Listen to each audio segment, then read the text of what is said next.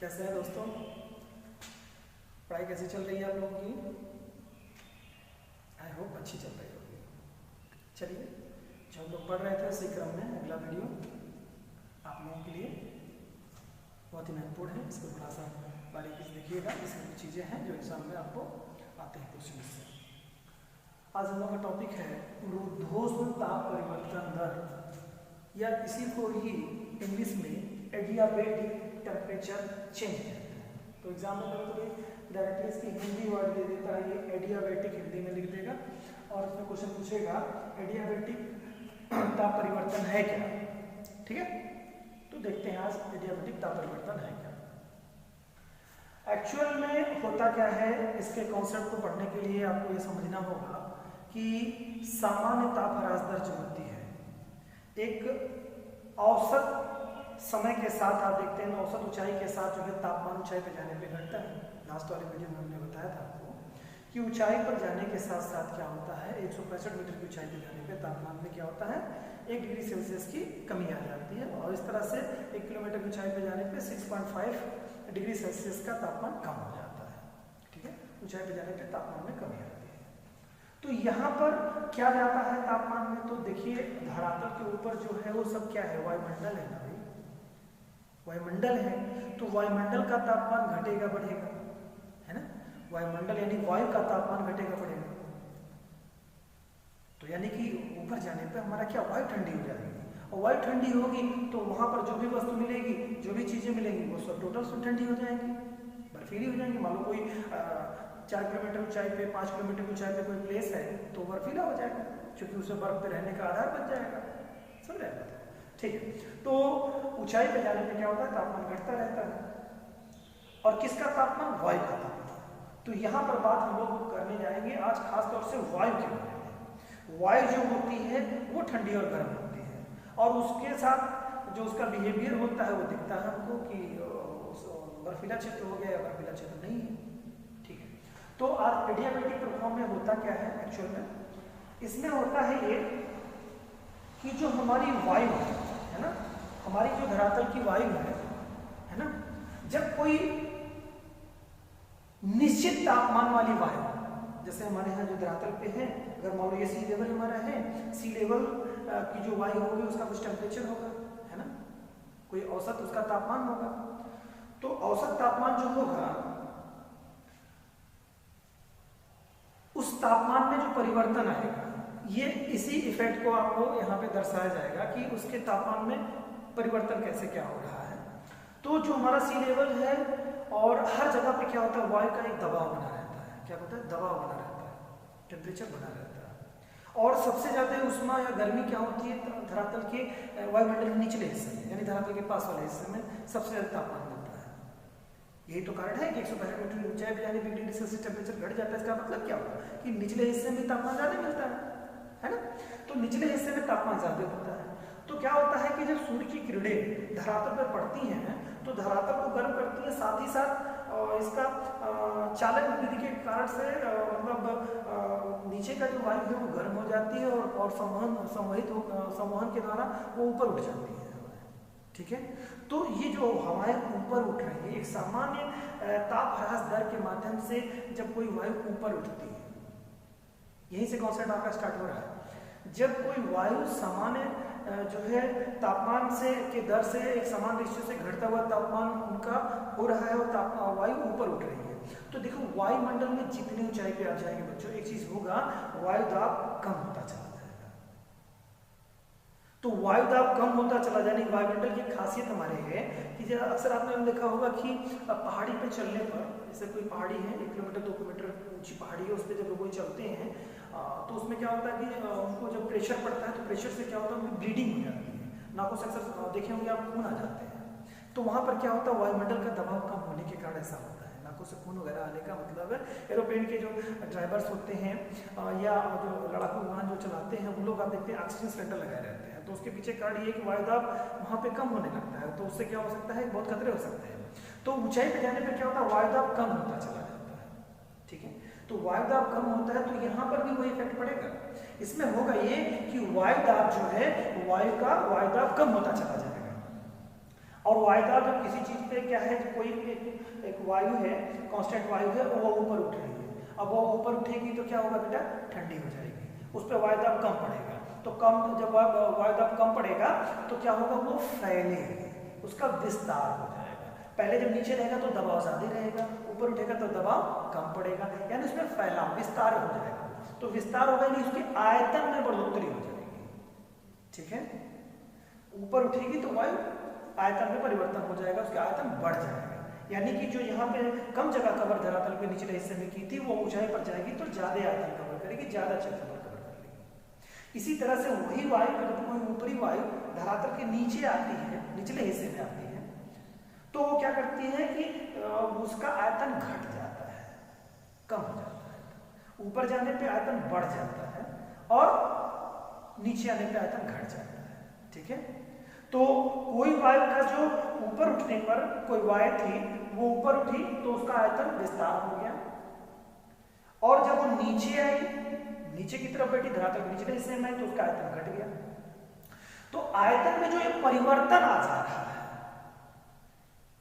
आयतन में परिवर्तन हो रहा है ना, कोई वायु जब हल्की हो रही है, गर्म हो रही है और ऊपर उठ रही है, तो नीचे ऊपर जाने के कारण से वो उसका विस्तार हो जाता है, उस पर दबाव कम पड़ता है तो फैल जाती है, तो फैलने की तो आयतन बढ़ जाएगा। तो आयतन का जो बढ़ जाना हो रहा है और नीचे आने पर आयतन का जो घट जाना हो रहा है, तो ये यानी कि वायु का जो विस्तार हो जा रहा है, आयतन में घटोतरी और बढ़ोतरी हो जा रही है, इसके लिए कोई अतिरिक्त ऊष्मा देनी नहीं पड़ती है, किसी माध्यम से उसमें अतिरिक्त ऊष्मा नहीं लगानी पड़ती है, ये वायुमंडलीय दाब के कारण से ऐसा हो जाता है। यही जो ताप में परिवर्तन, और दूसरी चीज ये है कि तापमान, जब धरातल से कोई वायु ऊपर उठेगी तो निश्चित तौर से ऊपर का तापमान क्या है, ठंडा है, वायुदाब कम है, तो क्या करेगा, विस्तार करेगा, तो यानी कि उसका बिहेवियर ठंडा हो जाएगा, और ऊपर से आएगी जब नीचे बैठेगी तो उसको दबाव पड़ेगा, तो उसका आयतन मतलब एक तरह से कहिए कम होता चला जाएगा और तापमान में परिवर्तन आ जाएगा, तापमान बढ़ जाएगा कुछ हद तक। तो ये ताप मतलब जो आयतन में बढ़ोतरी और आयतन में जो कमी आ रही है, यही इसके लिए कोई अतिरिक्त ऊष्मा की आवश्यकता नहीं पड़ रही है, देने नहीं पड़ रहा है, यही जो है यही रुद्धोष्म ताप परिवर्तन दर है। अब इसको साइंटिफिक भाषा में हम समझने की कोशिश करते हैं, यहाँ मैंने लिख रखा है, आप इसको देखें। जब कोई वस्तु ना तो बाहरी माध्यम से ऊष्मा ले और न ही उससे ऊष्मा बाहरी माध्यम को ऊष्मा दे और न ही उससे ऊष्मा ले, परंतु उसका ताप बदल जाए, तो ऐसे परिवर्तन को ही रुद्धोष्म ताप परिवर्तन कहते हैं। क्या कहते समझ में, बाहरी माध्यम से ऊष्मा दे, मतलब अपने आप ना तो कोई उसमें बाहरी माध्यम से किसी को ऊष्मा दे रही है, जैसे भी क्या हो रहा है कि जैसे ऊपर से वायु जब नीचे बैठे हुए, तो उसमें क्या हो रहा है, उसमें कोई दे तो नहीं रहा है ना, वो बैठेगी हवा, और वो कब बैठेगी, जब कहीं निम्न वायुदाब का क्षेत्र हो जाएगा, कहीं से हवा। अब इसके लिए आपको पढ़ना पड़ेगा, देखिए ये सब कोरिलेटेड है बेटा। अब इसमें आप देखेंगे कि निम्न वायुदाब का क्षेत्र, उच्च वायुदाब का क्षेत्र देखेंगे, ठीक है। तो उच्च वायुदाब के क्षेत्र में क्या होता है कि वहां पर वायु एक्सेस रहती है ना, वो ऊपर की तरफ उठी रहती है और बनी रहती है वहां पे, ठीक है। और जब कहीं और कुछ निम्न अक्षांश, 0 डिग्री अक्षांश के भूमध्य रेखा के पास देखेंगे, तो वहां पर आप देखेंगे तो निम्न वायुदाब का क्षेत्र बनेगा। वहीं आप 30 से 35 डिग्री अक्षांश के मध्य में आप चले जाएंगे किसी भी गोलार्ध, उत्तरी या दक्षिणी गोलार्ध में, तो उच्च वायुदाब का क्षेत्र होता है। तो उच्च वायुदाब का मतलब वहां पर वायु एक्सेस रहती है, ऊपर उठी रहती है, और 0 डिग्री अक्षांश के पास निम्न वायुदाब का क्षेत्र पड़ता है। निम्न वायुदाब का क्षेत्र वहां पड़ेगा जहां सूर्य की किरणें सीधे सीधे पड़ती है, ठीक है। वहां पर क्या होता है, सूर्य क्या करता है कि वायु को गर्म कर देता है, गर्म होने के कारण वायु ऊपर उठती है, उसका क्या आयतन बढ़ जाता है, तो ऊपर उठने के कारण से वहां पे निम्न वायुदाब का क्षेत्र बन जाता है। तो उच्च वायुदाब से निम्न वायुदाब की तरफ हवाएं आती है, तो आएंगी तो नीचे की तरफ बैठेंगी, है ना। तो वही चीजें होती हैं इसमें, क्या है, तो उच्च वायुदाब से निम्न वायुदाब की तरफ हवाएं चलती हैं, इसका भी आगे मतलब बहुत काम आपको आएगा। तो बहरहाल यहाँ पर आपका कोई हवा उठती है और बैठती है, तो उठती बैठी यही मतलब है, कहीं निम्न वायुदाब होगा तो वहां से, जहां उच्च वायुदाब होगा वहां से हवा आकर के वहां को बैठेगी, ठीक है। और जब निम्न वायुदाब कहीं का बनेगा तो वहां से हवा उठ करके कहीं को जाएगी, ठीक है। तो इसमें यही जो हवा आ रही है और हवा उठ करके खाली जगह बना दे रही है, तो एक तरह से जो स्थिति बन रही है वो यही स्थिति आपकी बनती है। तो रुद्धोष्म ताप परिवर्तन दर जो होता है यही होता है, एडियाबेटिक इसको ताप दर कहते हैं। इसमें न तो अतिरिक्त ऊष्मा देनी पड़ती है वायु को गर्म करने के लिए ही, ठीक है, वायु को गर्म करने के लिए न तो अतिरिक्त ऊष्मा की आवश्यकता पड़ती है ना ही कहीं से मतलब जो है उष्मा ना तो लेती है ना तो कोई देती है ना, मतलब उस तरह से बिना उष्मा लिए दिए ही ताप में जो परिवर्तन हो जा रहा है, यही ताप रुद्धोष्म ताप परिवर्तन है या एडियाबेटिक ताप परिवर्तन है। अब ये दो तरह का होता है, देखिए रुद्धोष्म ताप परिवर्तन दो प्रकार का होता है, एक तो शुष्क रुद्धोष्म ताप परिवर्तन और दूसरा आर्द्र रुद्धोष्म ताप परिवर्तन। अब शुष्क और आर्द्र रुद्धोष्म ताप परिवर्तन मतलब क्या हो गया, यानी कि शुष्क वाले क्षेत्र जहां पर शुष्कता हो, है ना, जहां पे वर्षा वगैरह कम होती हो, जैसे कि हमने लास्ट वीडियो में आपको बताया था कि दोनों गोलार्धों में, उत्तरी या दक्षिणी गोलार्ध में 20 से 30 डिग्री का जो क्षेत्र बनता है, 20 से 30 डिग्री का उत्तरी गोलार्ध और दक्षिणी गोलार्ध महाद्वीप के पश्चिमी तटों पर अक्सर आप देखेंगे क्या होगा, वहां पे रेगिस्तान मिलता है, वहां शुष्कता होती है, ठीक है। तो वहां पर क्या होगा, शुष्क वायु होगी। अब शुष्क वायु भी जो होगी तो यह भी ऊपर उठेगी और फिर नीचे बैठेगी हमारे यहाँ वाले क्षेत्र में। तो यहाँ पर हवाओं के जो ऊपर उठने के कारण से जो आयतन में विस्तार होगा, नीचे बैठेंगे तो आयतन में कमी होगी। तो ये अगर शुष्क वायु ऊपर उठती है और नीचे बैठती है तो यही क्या कहलाएगा, शुष्क रुद्धोष्म ताप परिवर्तन, ठीक है।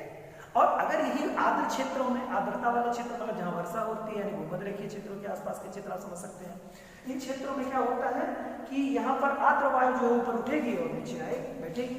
तो ये जो क्षेत्र बनता है, यहाँ के जो होंगे ऊपर उठने और नीचे बैठने की जो क्रिया होगी, हवाओं के ऊपर उठने और नीचे बैठने की जो क्रिया होगी, और इसमें आयतन में विस्तार होगा, ऊपर उठेगी तो आयतन विस्तार होगा, नीचे बैठेगी तो आयतन उसका सीमित होगा, ठीक है, कम होगा, ठीक है। तो वही जो परिवर्तन होता है, आर्द्र अगर हवाओं का हो रहा है तो आर्द्रता वाले क्षेत्र के हवाओं का हो रहा है तो आर्द्र रुद्धोष्म ताप परिवर्तन दर कहलाएगा।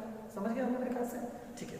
अब देखते हैं कि अब एक चीज से समझना होगा कि यानी मैंने क्या बताया कि ऊपर उठने पर तापमान में मतलब उसमें कमी आएगी और कमी आएगी तो आयतन उसका बढ़ेगा, है ना, ये बात बताया मैंने। तो ये तो अगर आप कॉन्सेप्ट उस पर लें कि सामान्य ताप ह्रास दर को अगर देखा जाए तो क्वेश्चन एग्जाम में पूछा हुआ है इसमें, उसमें ये पूछा है कि शुष्क रुद्धोष्म परिवर्तन दर क्या सामान्य ह्रास दर से अधिक होती है, कम होती है, क्या होता है। तो सामान्य ताप ह्रास दर तो आप जानते हैं 165 मीटर जाने पर आपका क्या होगा, 1 डिग्री सेल्सियस टेम्परेचर घट जाएगा। 1 किलोमीटर के जाने पर क्या हो जाएगा, लगभग 1000 मीटर की ऊंचाई पर जाने पर क्या होगा, आपका टेम्परेचर लगभग 6.5 हो जाएगा।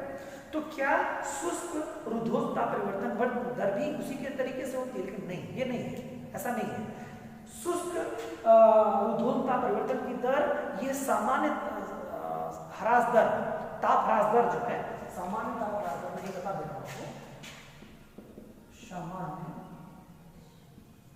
ताप ह्रास दर ये आपका होता है, मैंने बताया था 165 मीटर पर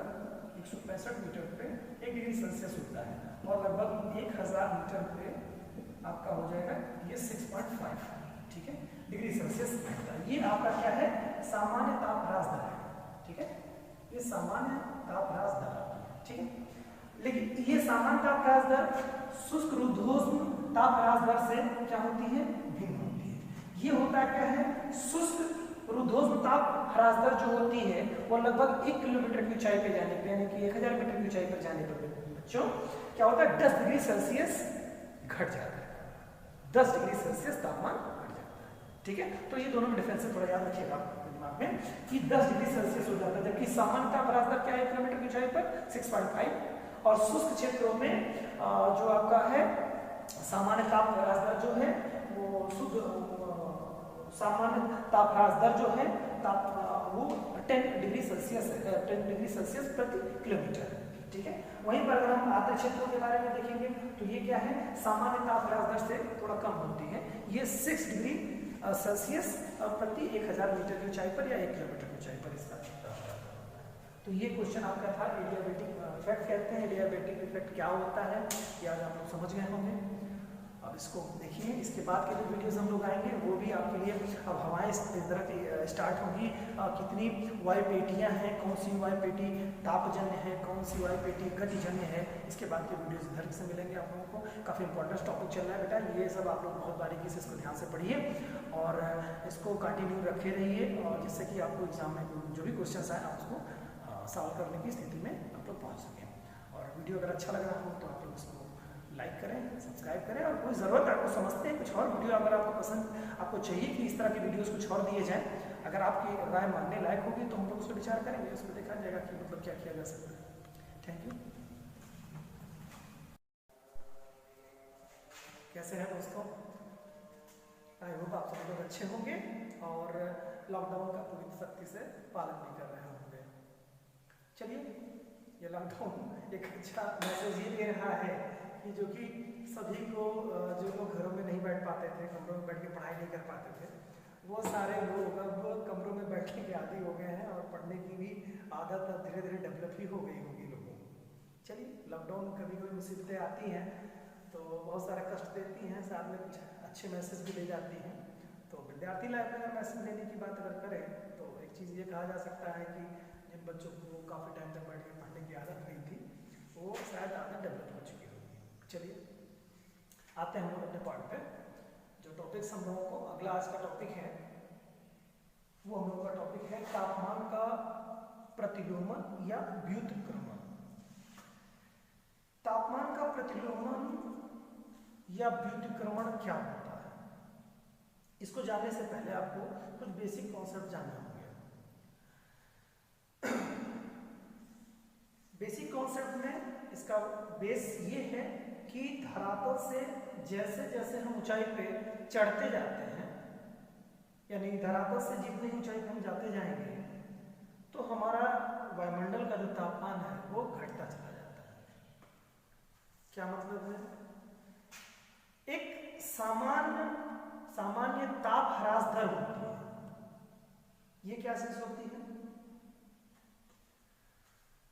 सामान्य ताप ह्रास दर जो है वो ये है कि वायुमंडल में धरातल से यानी सी लेवल से जैसे ही 165 मीटर की ऊंचाई पे जाते हैं तो तापमान क्या होता है? 1 डिग्री सेल्सियस घट जाता है। इसी क्रम में ऊंचाई पर जाते रहेंगे तो तापमान में इसी क्रम में परिवर्तन होता रहता है, यानी कि ऊपर जब ऊंचाई पे चढ़ने पे क्या होता है? तापमान घटने लगता है। इसी का जीता जागता उदाहरण आप देखेंगे कि हिमालय की जैसे चोटियां हैं, बर्फीली चोटियां हैं, वहां पर आप देखेंगे कि 4500 मीटर से ऊंची सारी चोटियां हैं जो बर्फीली चोटियां हैं। तो वो चोटियां ऊपर क्यों बर्फीली हैं, नीचे का बेस बर्फीला क्यों नहीं है? हिमालय को आप नीचे का बेस अगर आप देखेंगे, नीचे का बेस मतलब यानी 4000 मीटर से जो नीचे वाला हिस्सा है वो क्या है? बर्फीला नहीं है, और ऊपर का हिस्सा बर्फीला है। तो ऐसा क्यों है? वो यही कारण है। क्या कारण है? सामान्य ताप ह्रास दर कारण है। ठीक है, तापीय प्रतिलोमता नहीं, सामान्य ताप ह्रास दर ही इसका एक कारण है। अब सामान्य ताप ह्रास दर जो मैंने बताया आपको, 165 मीटर जाने पर 1 डिग्री सेल्सियस टेम्परेचर आपका घट जाता है। इसी क्रम में ये घटता चला जाता है। इसी क्रम में अगर आप देखेंगे तो लगभग 1 किलोमीटर ऊंचाई पे जाने पर हमारा तापमान जो हो जाता है वो लगभग 6.5 डिग्री सेल्सियस टेम्परेचर कम हो जाता है। यानी कि हम 1 किलोमीटर ऊंचाई पे जाएंगे तो जो धरातल का यानी सी लेवल का जो टेम्परेचर है वो उससे लगभग करीब में 6.5 डिग्री सेल्सियस घट जाएगा। इसी क्रम में अगर 2 किलोमीटर ऊंचाई पे जाते हैं तो फिर उसका 6.5 डिग्री सेल्सियस घट जाएगा। फिर उससे नेक्स्ट अगर 3 किलोमीटर ऊंचाई जाते हैं फिर 6.5 डिग्री सेल्सियस टेम्परेचर घट जाएगा। और देन इसी क्रम में अगर हम जाते जाएंगे तो एक समय ऐसा आएगा कि जब तापमान जो है, मान लो हमारे धरातल का तापमान 30 डिग्री सेल्सियस है ना। अब इसका मतलब है कि अगर हम 4 किलोमीटर की ऊंचाई पे जाएं तो 6 की गुणे आप 6.5 में कर देंगे तो 6 24 यानी 28 डिग्री सेल्सियस, यानी कि लगभग करीब में 0 डिग्री सेल्सियस के करीब में आ रहा है। और उससे ऊंचाई पे जाएंगे लगभग 5 किलोमीटर की ऊंचाई पे तो क्या हो जाएगा कि 0 डिग्री सेल्सियस से भी ज़्यादा तापमान हमारा हो जाएगा है। तो 0 डिग्री सेल्सियस तापमान जब हो जाएगा या उससे भी कम होगा तो क्या हो जाएगा? यानी कि आइस लेवल आ जाएगा, यानी बर्फीला क्षेत्र हो जाएगा, तो यानी वहाँ पे बर्फ हो जाएगी। यानी मैं बताना यहाँ चाह रहा हूँ कि आपको जैसे जैसे ऊंचाई पे हम जाएंगे तो हमारा तापमान घटता जाता है। यही जो एक क्रम में तापमान का जो घटना होता है यही सामान्य ताप ह्रास दर कहलाता है। लेकिन कभी कभी क्या होता है कि ऊंचाई पर जाने के साथ साथ कुछ ऐसी स्थितियां बनती हैं, आज हम उसी पे चर्चा करेंगे। कुछ ऐसी स्थितियां बनती हैं कि ऊंचाई पर जाने के साथ जो तापमान हमारा घटना चाहिए वो एक्चुअल में घटता नहीं है, वो उसका डिस्टर्बेंस उसमें हो जाता है। यानी कि तापमान, नीचे का तापमान आपका कम हो जाएगा, ऊपर का तापमान आपका अधिक हो जाएगा। तो ऐसा तो होता नहीं है। होना सिस्टमेटिक वैसे अगर देखा जाए तो होना यही चाहिए कि तापमान जैसे जैसे ऊंचाई पे जाए तापमान घटना चाहिए। लेकिन होता क्या है कि ऊपर का तापमान हीट हो जाता है, मतलब ज्यादा हो जाता है। ये क्यों होता है इसके बारे में अभी हम लोग चर्चा करेंगे। पर आप भी जानते हैं कि ये स्थिति जो तापमान ऊपर अधिक हो जाता है और नीचे का तापमान कम हो जाता है, यही जो डिस्टर्बेंस आ जाता है, यही तापीय प्रतिलोमन या तापीय व्युत्क्रमण कहलाता है। ठीक है, ठीक है। अब तापीय प्रतिलोमन या तापीय व्युत्क्रमण जो होता है ये आपका देखेंगे कि कहाँ होता है और क्यों होता है। तो क्यों होता है तो मैंने आपको बता दिया। अब कहाँ होता है तो ये हो सकता है बच्चों धरातल के मतलब हमारे वायुमंडल के निचले हिस्से में भी हो सकता है और वायुमंडल के ऊपरी हिस्सों में भी हो सकता है। वैसे मोस्टली क्या होता है कि अस्थाई अगर देखेंगे, अस्थाई तापीय प्रतिलोमन देखना है तो उसके लिए ऊंचाई का अधिक होना आवश्यक है। अब उसके बारे में बताएंगे क्यों ऐसा होता है। तो तापीय प्रतिलोमन क्या होता है, वो धरातल के निचले हिस्से में भी हो सकता है और काफी ऊंचाई पर हो सकता है। तो जो काफी ऊंचाई पर होता है तापीय प्रतिलोमन वो अस्थायी होता है, मतलब वो ड्यूरेबल काफी टाइम तक बना रहता है। क्यों? क्योंकि सूर्य की जो अल्ट्रावायलेट किरणें आती हैं धरातल पर जब टकराती हैं लघु किरण तरंगों के माध्यम से, और जब वो रिफ्लेक्ट होती है पार्थिव किरणें बनती हैं दीर्घ तरंगों के रूप में परिवर्तित होती हैं, तो उससे जो वायुमंडल गर्म होता है तो निचला वाला जो तापीय प्रतिलोमता वाली स्थिति बनती है तो ये जो दीर्घ किरणें जो जाती हैं पार्थिव किरणें जाती हैं उनको गर्म कर वायुमंडल को गर्म कर देती हैं, तो ये जो तापीय प्रतिलोमन है वो समाप्त हो जाता है। और ऊंचाई पर चूंकि जाने में उनको टाइम लगता है, इस नाते अगर तापीय प्रतिलोमन जो है अगर ऊंचाई पे बना है तो उसको टाइम लगेगा खत्म होने में, और अगर निचले हिस्से में बना है तो इजीली खत्म हो जाता है। क्योंकि इसको मैंने मेंशन भी किया है यहाँ पे बच्चों को कि तापीय प्रतिलोमन धरातल के निकट भी हो सकता है, अधिक ऊंचाई पर तापीय प्रतिलोमन अस्थायी होता है क्योंकि पार्थिव किरणों द्वारा ऊपरी परत को गर्म करने में अधिक समय लगता है, और तापीय प्रतिलोमन का समापन पार्थिव किरणों के माध्यम से होता है। वही किरण जो धरातल पे आके टकराती है और रिफ्लेक्ट होती है वो पार्थिव किरणें कहलाती है। लास्ट वीडियो में मैंने बताया था आपको। ठीक है, और तापीय प्रतिलोमन एक्चुअल में होगा कहाँ पे, ये सबसे महत्वपूर्ण विषय है। तापीय प्रतिलोमन होगा कहाँ, इन चीजों के बारे में देखेंगे। तो ये मूल रूप से आप देखेंगे कि ध्रुवीय प्रदेश जो हमारे हैं, ध्रुवीय प्रदेश उन क्षेत्रों में आपको मिलेगा, यहाँ पे लिखा है ध्रुवीय प्रदेशों में मध्य अक्षांशों में हिमाच्छादित जो मध्य अक्षांशों के हिमाच्छादित वाले प्रदेश हैं वहां पर आपको मिलेगा तापीय प्रतिलोमन वाली स्थिति अधिक देखने को मिलेगी। घाटियां जो होती हैं, जो घाटियां मतलब समझ रहे हैं हम लोग कि जो पहाड़ी के बीच वाला हिस्सा मैदानी हिस्सा पहाड़ियों से घिरा हुआ बीच का मैदानी हिस्सा ही वो क्या कहलाता है, घाटी कहलाता है। तो वहां पर ये आपको देखने को मिलेगा बड़े पैमाने पर, और जहां पर ठंडी और गर्म जलधाराएं एक दूसरे से मेल खाती हैं, यानी कि ठंडी जलधारा गर्म जलधारा जहाँ मिलेगी वहां पर भी तापीय प्रतिलोमन बनने की संभावना रहती है।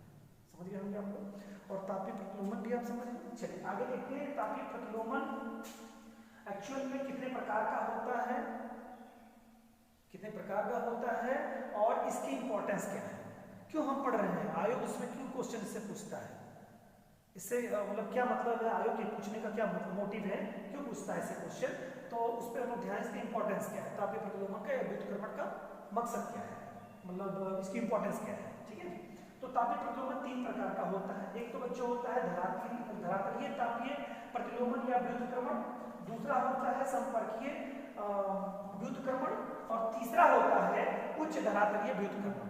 ठीक है, ये 3 तरह के होते हैं। अब 3 तरह के होते हैं क्या, मतलब जो हमारा ग्लोब है वो क्या है कि क्षेत्रों में बटा हुआ है ना, उष्णकटिबंधीय क्षेत्र होंगे, शीतोष्णकटिबंधीय क्षेत्र होंगे, शीतकटिबंधीय क्षेत्र होंगे, तो उस आधार पर इसका नामकरण क्लासिफिकेशन इसका वर्गीकरण किया गया है। तो 3 तरह के होते हैं, आप ध्यान रखिएगा। धरातलीय व्युत्क्रमण, इसमें जो मेंस में क्वेश्चंस आएगा या प्री में क्वेश्चंस आएंगे जब आपको, तो उसके कूट दिए रहेंगे, उसमें से आपको इसको समझना होगा। ये क्वेश्चंस आते हैं आप लोगों के लिए, जो भी टॉपिक मैं पढ़ा रहा हूँ उसमें इस बात का पूरी तरह से ध्यान रखा जा रहा है, जो आयोग में आते हैं क्वेश्चंस उन टॉपिक्स को कभी कहीं से छूटने ना पाए। ठीक है, तो टॉपिक्स छोटे छोटे हैं लेकिन बहुत ही इंपॉर्टेंट टॉपिक्स हैं, इस नाते सीरियसली इसको पढ़िएगा। तो धरातलीय ताप व्युत्क्रमण ये क्या होता है, जो शीत कटिबंधीय क्षेत्र होते हैं, ठंडे शीत कटिबंधों के जो ठंडे स्थान जो होते हैं, मतलब शीत कटिबंधों में ठंडे स्थान वाले जो क्षेत्र होते हैं उनके लिए, शीत कटिबंधों में ठंडे स्थानों पर सर्दियों के मौसम में देखने को मिलता है, और खासतौर से रात्रि के समय तो अक्सर ये तापीय व्युत्क्रमण की स्थिति बनती रहती है। ठीक है, तो कहाँ पर धरातलीय तापीय व्युत्क्रमण या तापीय प्रतिलोमन जो आपको मिलता है वो कहाँ मिलता है, शीत कटिबंधों में मिलेगा। ठीक है, और संपर्कीय व्युत्क्रमण जो होता है ये शीतोष्णकटिबंधीय चक्रवातों वाले जो क्षेत्र होते हैं वहां पर मिलता है। अब यहाँ पर क्या हो जाएगा कि ठंडी वायु आके नीचे घुस जाती है गर्म वायु के ऊपर से, मतलब जो धरातल का गर्म वायु होती है वायुमंडल की, उसमें ठंडी वायु आकर के प्रवेश कर जाती है, तो गर्म वायु ऊपर हो जाती है, ठंडी वायु नीचे हो जाती है। तो यही शीत चक्रवात, शीतोष्णकटिबंधीय चक्रवातों में ये देखने को ऐसी स्थिति मिलती है आपको।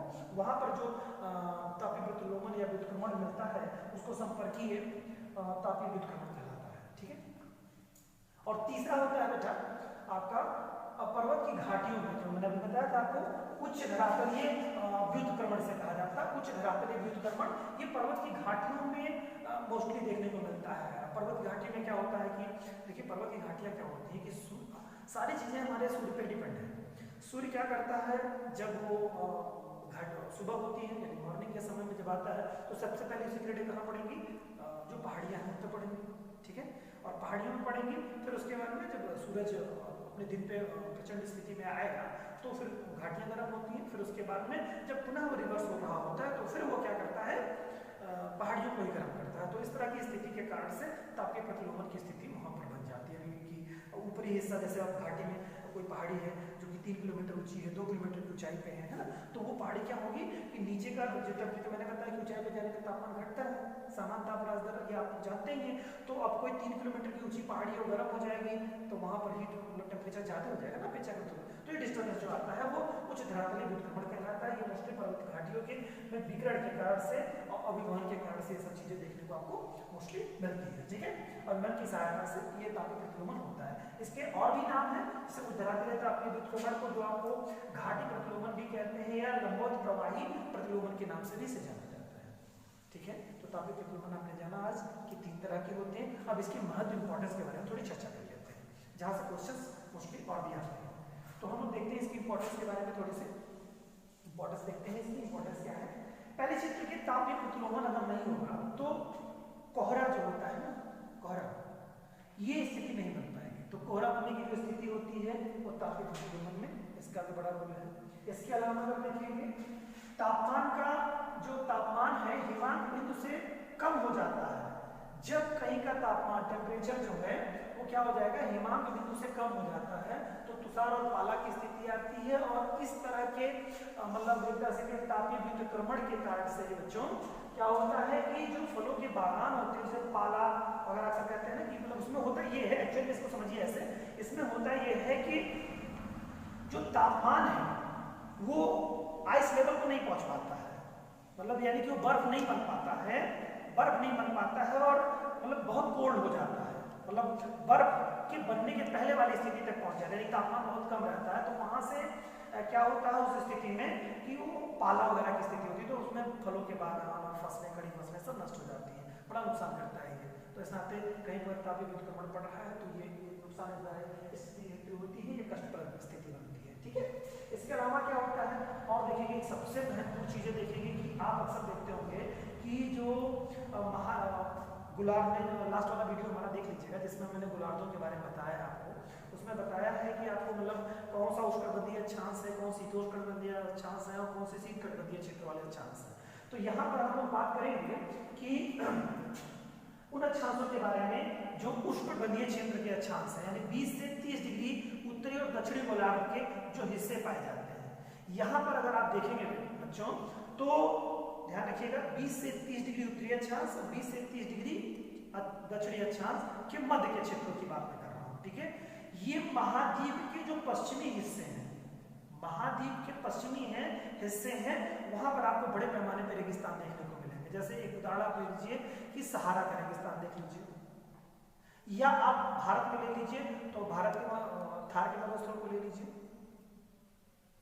इसी तरह के क्रम में आप देखेंगे कि कोई भी मरुस्थल आप देखेंगे कि यही जो तापीय प्रतिलोमन की स्थिति है, इसी कारण से महाद्वीप के पश्चिम 20 से 30 डिग्री अक्षांश के मध्य, उत्तरी और दक्षिणी गोलार्धों में बड़े पैमाने पर रेगिस्तानों का आविर्भाव हुआ है, जन्म हुआ। यही एक बड़े कारण है। इसके पीछे क्या है, तापीय प्रतिलोमन की स्थिति, वहां की जो क्षेत्र विशेष है वहां पर अक्सर तापीय व्युत्क्रमणता या तापीय प्रतिलोमन की स्थिति पाई जाती है। तो ये कुछ मतलब विशेष इसके फैक्ट्स थे जो कि आपके लिए कंपटीशन के दृष्टिकोण से काफी महत्वपूर्ण थे। इसको एक बार आप लोग वीडियो देख करके रिवाइज कर लीजिएगा। इससे भी क्वेश्चंस आपको आते हैं, आप लोग टेस्ट पेपर सॉल्व कर रहे होंगे तो देख रहे होंगे, इससे क्वेश्चन मिलते हैं आपसे। इसके अलावा फिर आगे के टॉपिक में हम लोग देखेंगे एडियाबेटिक प्रभाव के बारे में देखेंगे, है ना, रुद्धोष्मता परिवर्तन दर के बारे में देखेंगे, क्या चीज़ होती है। आप लोग खूब अच्छे से बच्चों क्लासेज अच्छे से समझ में आ रही हैं, अगर आपको अच्छी लग रही हो तो कमेंट किया करिए, और अगर कोई सुधार की जरूरत आप समझते हैं कि कुछ चीज़ें और भी अच्छी की जा सकती हैं तो आप हमको एडवाइस करें, हम उसमें प्रयास करेंगे कि आपकी बातें जो भी हमारे द्वारा हो सकता है कुछ बेहतर, उसमें हम करने का प्रयास करेंगे। और वीडियो अगर अच्छा लग रहा हो तो लाइक भी करिए, सब्सक्राइब भी करिए, और दोस्तों को अपने शेयर भी करिए, जिससे वो ज़रूरतमंद बच्चे जो नहीं पढ़ पा रहे हैं या उनको नहीं जानकारी है, उनको एक क्रमबद्ध तरीके से पूरे सिलेबस की जानकारी हो जाएगी, अच्छे से पढ़ लेंगे। Thank you.